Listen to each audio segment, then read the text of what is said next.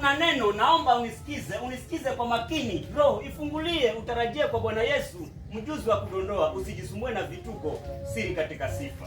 Amen. Wahusika ni Paulo, Sila hakusalia. Uwanja ni wa Filipi, kivumbi kilitokea. Mapepo akachachawa, kijakazi kapata uhuru. Akajawa na ushuhuda, Yesu kamponya.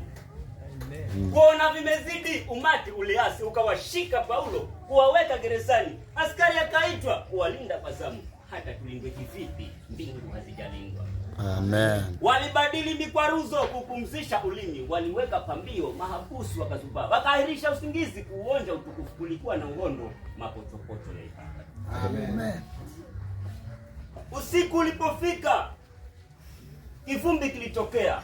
Paulo na Sila walizidi kuomba, wakakata na ndimi huku wakisifu. Askari akaduaa, akashindwa na kusema.